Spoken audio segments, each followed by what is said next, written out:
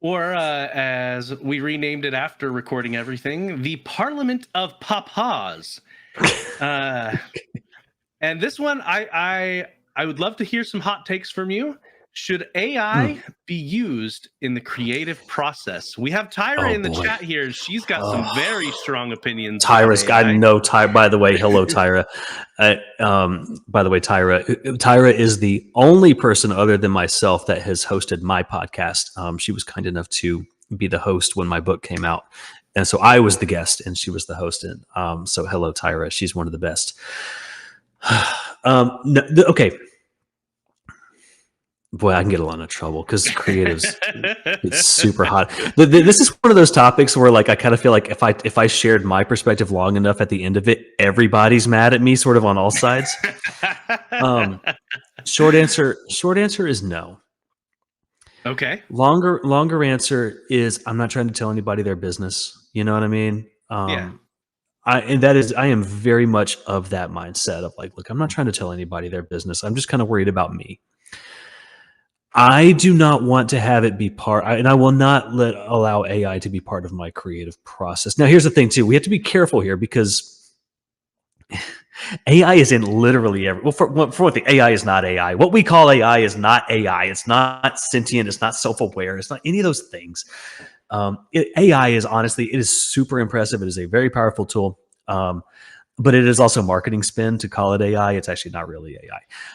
Okay, we'll just set that aside. AI these days, right? Exactly, right. But see, that's kind of the thing, though. Smart devices, now they're AI devices, and they're basically the same thing. But you're exactly right, though. But to say I won't use AI, if you go on Facebook and you say I will not use AI, I'm like, I'm sorry, but the ship has already kind of sailed. If you're even if you turn off the AI features on Facebook, I'm sorry, you're still using AI. If you're using Microsoft, you're using AI. It is inseparable from technology at this point. And y'all, I write about this stuff for a living, and I can tell you that the powers that be, that they have made up their minds that this is the way that it's going to be. Like, you cannot put this toothpaste back in the tube. All that, we're going to push all that aside for a second. Okay. But that is part of where, when I do say that I'm not trying to tell anybody their business too, is it is also pretty much inseparable from the creative process in some regard. If you are using technology in any way, unless you are handwriting your book, but even then, it's eventually going to be put into a word processor that's going to have AI, and it's going to be edited probably with some type of AI tools. All that said, I think it's a bummer. I think you are cheating yourself.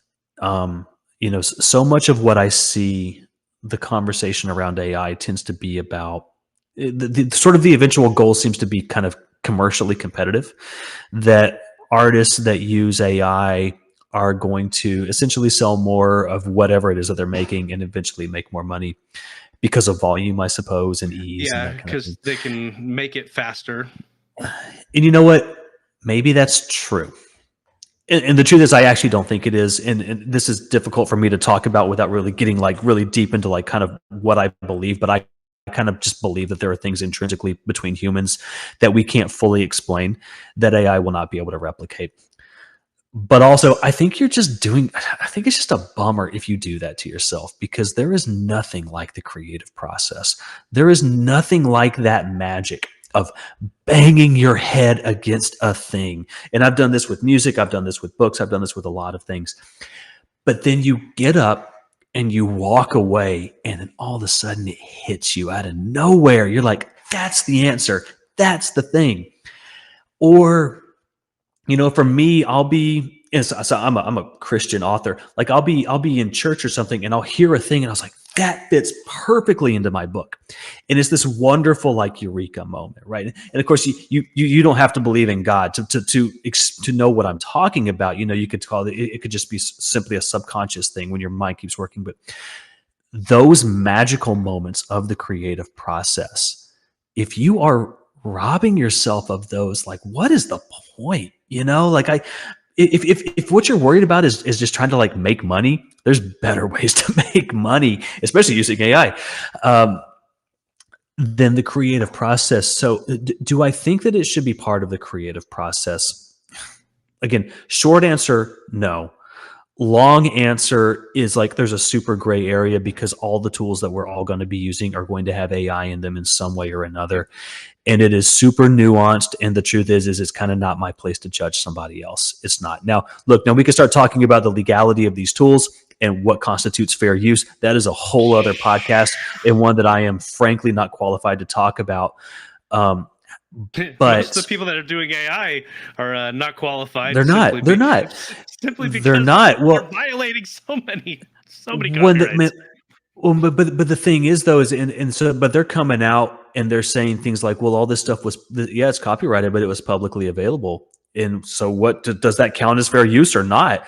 And it kind of looks like everybody was sort of like looking around and be like, I don't know. We've never had to answer this question before. And so, but anyways, that's a whole other but then there's like Meta feeding in books and books and books and books. Those aren't publicly available unless you're going to pirated. That's a different thing. That's a different thing. So but again, I won't go into it. And by the way, y'all, I'm not here trying to try to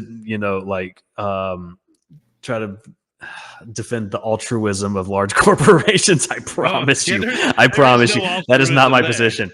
Right. For people who have been listening to our podcast for a long time, they know Charles loves AI.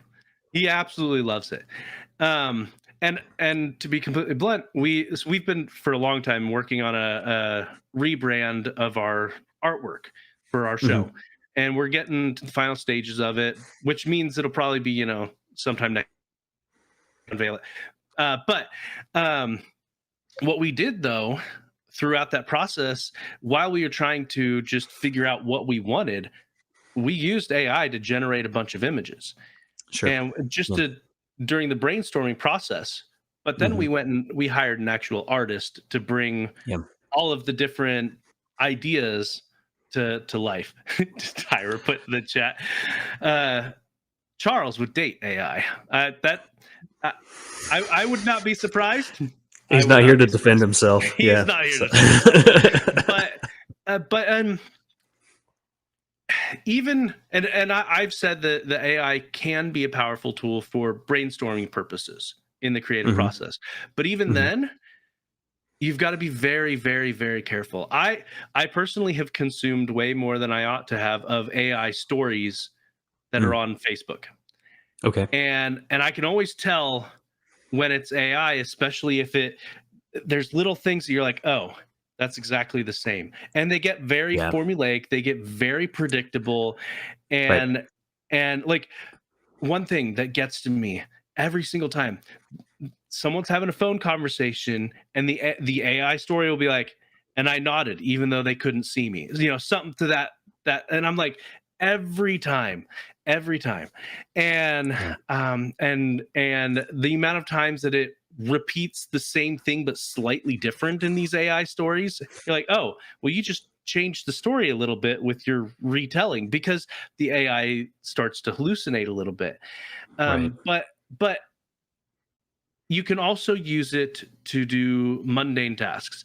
Like I often use AI, and how much creativity goes into show notes is debatable, but I often use AI to help write the show notes for the podcast, and I'll proofread it and change it up a bit based on what it spit out. But large parts of our show notes is done by AI, and so having it fulfill some of these mundane tasks that most people aren't going to read the show notes anyway. You just need buzzwords in there, and I tell it to do some SEO stuff, and it's about SEO.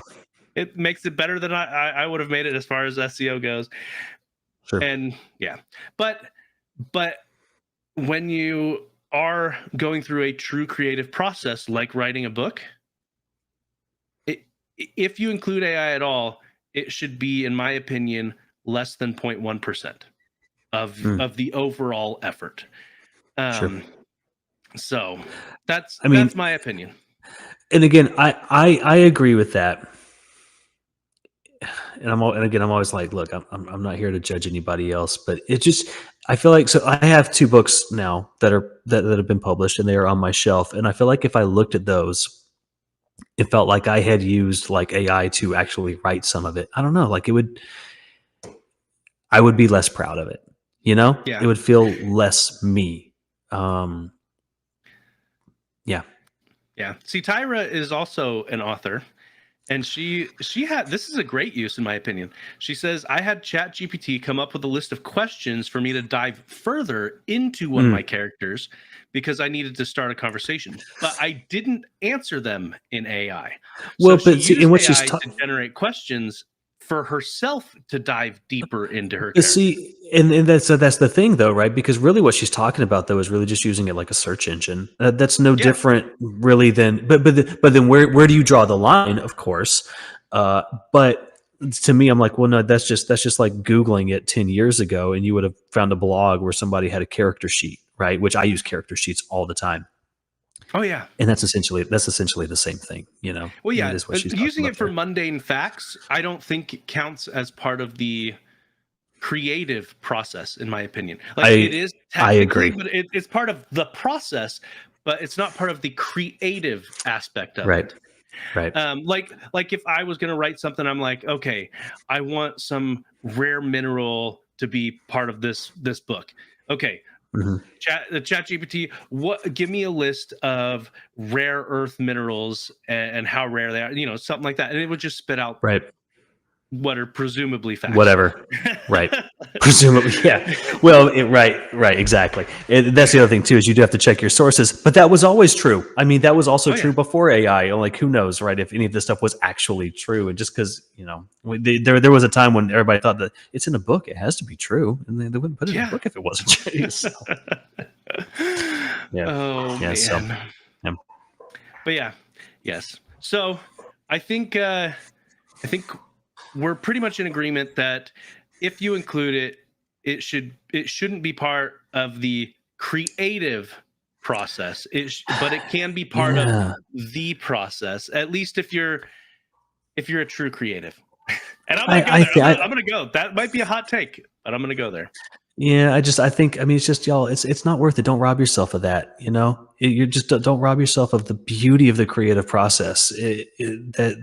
Because it's also never going to have the, I think it was, did you ever watch the show, The Americans, by the way? Not a lot of people The watched that show. Americans. It was a Matthew Reese show with, Carrie Russell, I think, and they were Russian spies living in America. The show actually doesn't matter. I was listening to a podcast with the showrunner, and he said this thing that I think about all the time, which he said, every real pitch starts off as a joke pitch, and it's a bunch of writers in the writer's room, and one of them will make a joke about something, purely meaning it to be a joke, but then like, well, wait a second, what if we actually did do that like thing that seemed crazy 10 seconds ago when you made a joke about it?